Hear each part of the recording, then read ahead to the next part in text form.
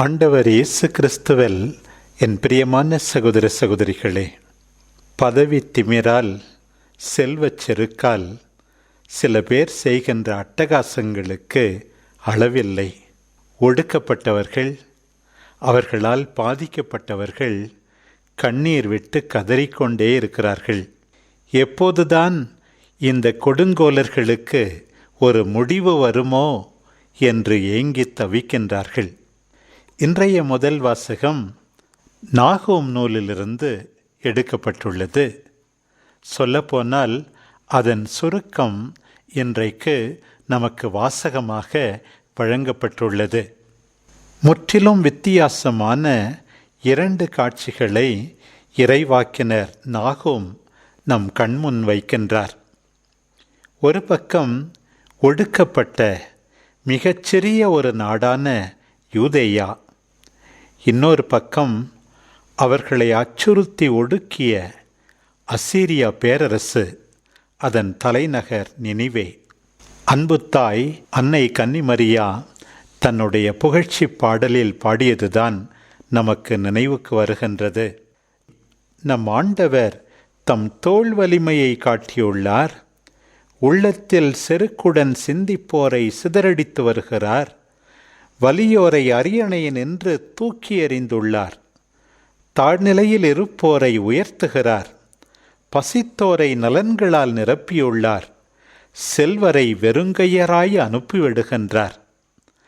அதே போலத்தான் தாழ்நிலையில் உள்ள யூதாவுக்கு ஆறுதல் அளிக்கின்ற செய்தி. இன்றைய முதல் வாசகம் இவ்வாறுதான் தொடங்குகிறது.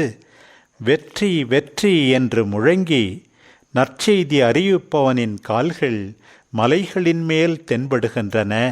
உண்மையில் மூல மொழியில் வெற்றி என்று சொல்வதை விட அமைதியில்லாத மக்களுக்கு அமைதிதான் தேவைப்படுகிறது.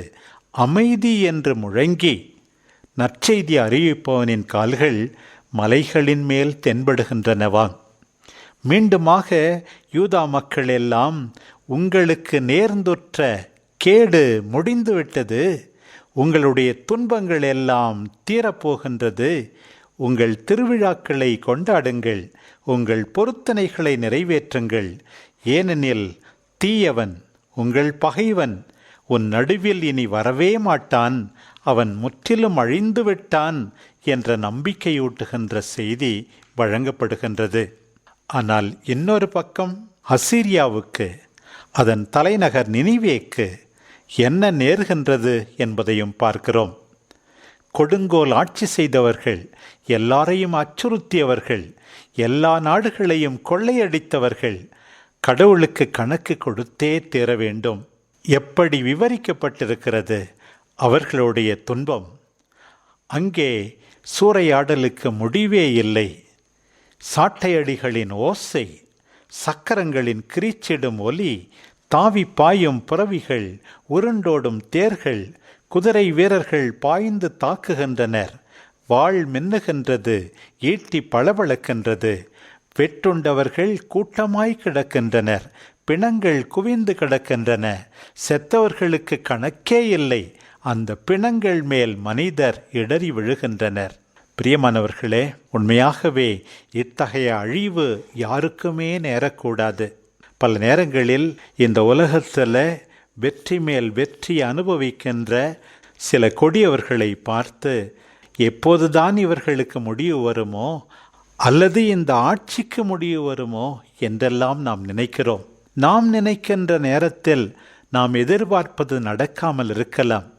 ஆனால் எல்லாருக்கும் நம்பிக்கையூட்டுகின்ற செய்தி, அதே போல மற்றவர்களை கொடுமைப்படுத்துகிற அத்தனை பேருக்கும் அச்சுறுத்துகின்ற செய்தி, உங்கள் பாவங்களுக்கு, உங்கள் அநீத செயல்களுக்கு நீங்கள் கணக்கு கொடுத்தே ஆக வேண்டும் என்று இன்றைய இறைவாக்கு வழியாக ஆண்டவர் உணர்த்துகின்றார்.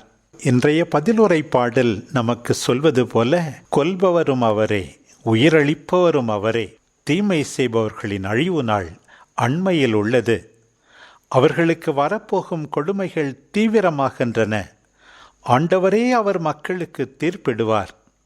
உண்மையாகவே தம்முடைய ஊழியர்களுக்கு அவர் மனம் இறங்கிடுவார் என்பதை மனத்தில் கொண்டு நம்முடைய நம்பிக்கை பயணத்தை தொடர வேண்டும்.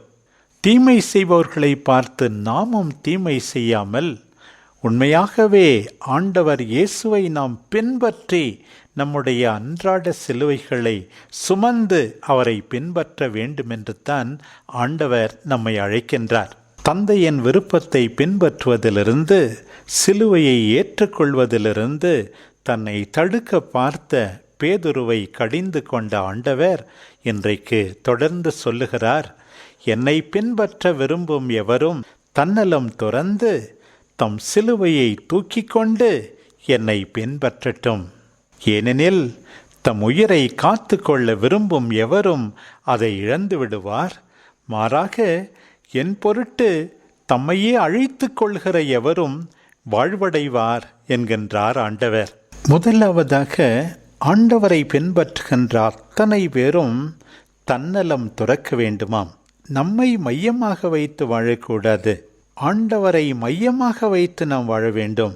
பவுலடியார் கலாத்தியருக்கு எழுதிய திருமுகத்தில் குறிப்பிடுவது போல 2ஆம் அதிகாரம் 20வது வசனம், கிறிஸ்துவோடு நான் சிலுவையில் அறையப்பட்டிருக்கிறேன், இனி வாழ்வது நான் அல்ல, என்னில் கிறிஸ்துவே வாழ்கின்றார் என்று சொல்லும் அளவுக்கு ஆண்டவரை மையமாக வைத்து அவருக்கு பிரியமானதை நாம் இடைவிடாமல் செய்ய வேண்டும். ஆழமான அன்பால் உந்தப்பட்டு ஆண்டவருக்கும் தேவையில் இருக்கின்ற நம் சகோதர சகோதரிகளுக்கும் நம்மையே அர்ப்பணிக்க வேண்டும். நம்முடைய மதிப்பீடுகள் முற்றிலுமாக ஆண்டவருக்கு உகந்ததாக மாற வேண்டும். அடுத்ததாக ஆண்டவர் நாம் நம்முடைய சிலுவையை சுமந்து கொண்டு அவரை பின்தொடர வேண்டும் என்று அழைப்பு விடுக்கின்றார். சிலுவைதான் ஒரு நம்பிக்கையாளரின் அடையாளம். சிலுவை மரத்தில் நமக்காக அறையப்பட்டார் நம் ஆண்டவர் இயேசு. எல்லாம் நிறைவேறிற்று, தந்தையே உமது கரங்களில் என் ஆவியை ஒப்படைக்கிறேன் என்று உயிர் நீத்தார் நம் ஆண்டவர் இயேசு. அந்த துன்பத்தின் வழியாகத்தான் அவர் வெற்றியை கொணர்ந்தார். மரித்த 3ஆம் நாள் வெற்றி வீரராக உயிர்த்தெழுந்தார். There is no crown without the cross. சிலுவை இல்லாமல் எப்போதும் மணிமகுடம் இருக்க முடியாது என்பதை ஆண்டவர் தெளிவாக உணர்த்தினார். இன்றைக்கு நாம் எல்லாரும் சிலுவையை சுமக்க வேண்டும் என்று ஆண்டவர் கூறுகின்ற போது, அவரில் நம்பிக்கை வைத்து அவருடைய மதிப்பீடுகளை வாழ்வாக்குவதற்காக நமக்கு நேரிடுகின்ற அத்தனை துன்பங்களையும் மனமுவந்து நாம் ஏற்றுக்கொள்ள வேண்டும். அதன் வழியாக நம்மை சார்ந்தவர்களின் வாழ்க்கையிலே மகிழ்ச்சியை கொணர வேண்டும் என்று அழைப்பு விடுப்பதாக கொள்ளலாம். அத்தோடு சேர்ந்து துன்புறுகின்ற, வேதனையில் வாடுகின்ற நம்முடைய சகோதர சகோதரிகளோடு சேர்ந்து துன்புற்று நம் அக்கறையை வெளிப்படுத்தவும் ஆண்டவர் நமக்கு அழைப்பு விடுப்பதாக கொள்ளலாம். சீடத்துவ வாழ்க்கை வெறும் மலர்படுக்கை அன்று, அது துன்ப பாதை. ஆனால் அன்பின் பாதை, துணிச்சலான பாதை, விடுதலை அளிக்கும் பாதை, நிறைவாழ்வுக்கு நம்மை இட்டுச் செல்லும் பாதை. எனவேதான் ஆண்டவர் இயேசு நமக்கு உணர்த்துகின்றார், மனிதர் உலகம் முழுவதையும் ஆதாயமாக்கி கொண்டாலும் தம் வாழ்வையே இழப்பாரெனில் அவருக்கு கிடைக்கும் பயன் என்ன? அவர் தம் வாழ்வுக்கு ஈடாக எதை கொடுப்பார் என்று கேட்கின்றார். ஆனால் ஒன்று மட்டும் உறுதி, நம்முடைய துன்பங்கள், அதுவும் நற்செய்தி மதிப்பீடுகளுக்காக நாம் ஏற்கின்ற துன்பங்கள் அத்தனைக்கும் ஆண்டவர் கைமாறு தராமல் போக மாட்டார். திருப்பாடலில் நாம் வாசிக்கிறோம், ஆண்டவரே, நான் இங்கும் அங்கும் அலைவதை நீர் பார்த்து கொண்டுதான் இருக்கிறீர். என் கண்ணீரை எல்லாம் உம்முடைய தோல் பையிலே சேர்த்து வைத்திருக்கிறீர்.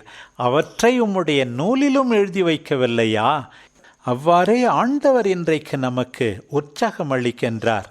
மானிட மகன் தம் தந்தையின் மாட்சியோடு தம் வான தூதர்களுடன் வரப்போகிறார். அப்பொழுது ஒவ்வொருவருக்கும் அவரவர் செயலுக்கு ஏற்ப கைமாறு அளிப்பார் என்கின்றார். ஆம் பிரியமானவர்களே, தம்மில் நம்பிக்கை வைத்து நேர்மையாக, உண்மையாக, நீதிக்காக வாழ்பவர்களை, அன்பு பணியில் தங்களையே அர்ப்பணிக்கின்றவர்களை ஆண்டவர் ஒருபோதும் மறந்துவிட மாட்டார். ஆண்டவர் தொடர்ந்து சொல்லுகிறார், இங்கே இருப்பவருள் சிலர் மானிட மகனது ஆட்சி வருவதை காண்பதற்கு முன் சாக மாட்டார்கள் என்றார். எவ்வாறு அந்த சீடர்கள் மானிட மகனை மீண்டும் காண்பார்கள், அவருடைய மாட்சியை அனுபவிப்பார்கள் எனும் போது பல விளக்கங்கள் நமக்கு அளிக்கப்படுகின்றன. ஒன்று, தாபோர் மலையிலே அன்றைக்கு ஆண்டவர் மறுரூபமானதை 3 சீடர்கள் கண்டார்களே, அதே போல துன்புறுகின்ற அத்தனை பேரும் ஆண்டவருடைய மாட்சியை காண்பார்கள் என்று கொள்ளலாம். அல்லது மரித்த 3ஆம் நாள் ஆண்டவர் வெற்றி வீரராக உயிர்த்தெழுந்து சீடர்களுக்கு காட்சி அளித்து உங்களுக்கு சமாதானம் என்று உரைத்தாரே, அந்த அனுபவமும் ஆண்டவருடைய மாட்சியை வெளிப்படுத்துவதாக கொள்ளலாம். ஏன் தூய ஆவியானவர் அன்புத்தாய் அன்னை கன்னிமரியாள் மீதும் திருத்தூதர்கள் மேலும் இறங்கி வந்து அவர்களை உறுதிப்படுத்தி நற்செய்திக்கு சாட்சியாக இருக்க அனுப்பினாரே, அதையும் ஆண்டவருடைய மாட்சி வெளிப்படுத்தப்படுவதாக கொள்ளலாம். எல்லாவற்றை விட முக்கியமாக மரித்தவர்களையும் வாழ்கின்ற நம்மையும் நடுத்தீர்க்க வெற்றி வீரராய் ஆண்டவர் வர இருக்கின்றாரே, அப்போது கைமாறு அளிக்க காத்து கொண்டிருக்கிறாரே, அந்த அனுபவத்தை நாம் மனத்தில் கொண்டு ஆண்டவரை ஒவ்வொரு நாளும் உண்மையோடு பின்பற்றி துன்பங்களை ஏற்று அவருக்கு சாட்சி பகரவும் மற்றவர்களின் வாழ்வில் நம் துன்பங்களால் மகிழ்ச்சி அளிக்கவும் ஒவ்வொரு நாளும் முயற்சி எடுப்போம். ஆமென்.